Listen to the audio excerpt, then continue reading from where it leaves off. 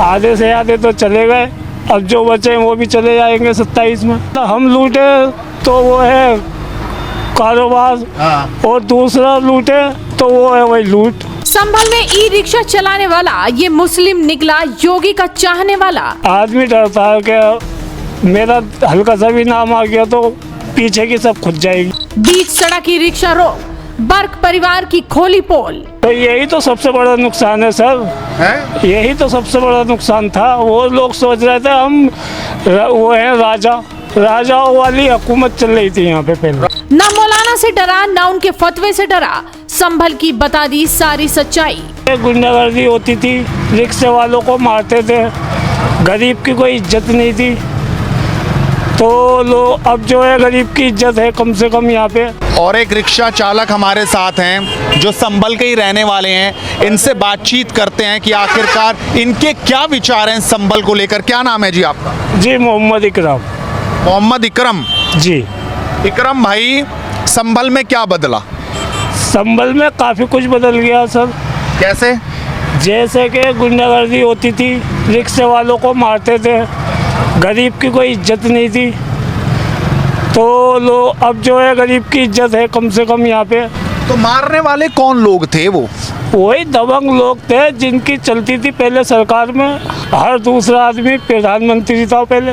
आज नहीं प्रधानमंत्री? आज तो प्रधानमंत्री साहब खुद बेचारे सही काम कर रहे हैं। अच्छा।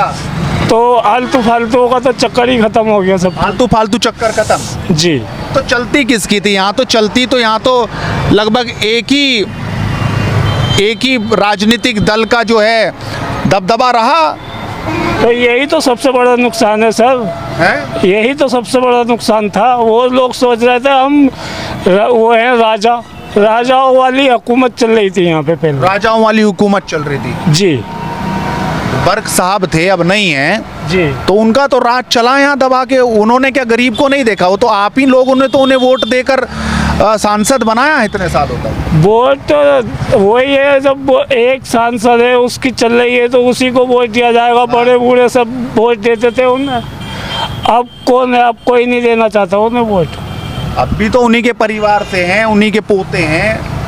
तो कब तक जुल्म सहेगा इंसान? वो नहीं दबंगई चला पा रहे क्या? वो नहीं दबंगई चला पा रहे जो अब है मौजूद? नहीं, वो कैसे चला पाएंगे? क्यों? अब क्या हो गया? अब तो सबकी तबीयत ठीक चल रही है ना। अब तबीयत ठीक हो गई? तो ये तबीयत किसने ठीक करी? सवाल ये है। ये ऊपर वाला बैठा हुआ है, वो भेजता है किसी न किसी को, वो भेजता है वही तो ठीक करेगा। फिर किसे भेजा उन्होंने किसे? तो भेजा, सबको पता है किसको भेजा। आप योगी का नाम लेना चाह रहे हैं?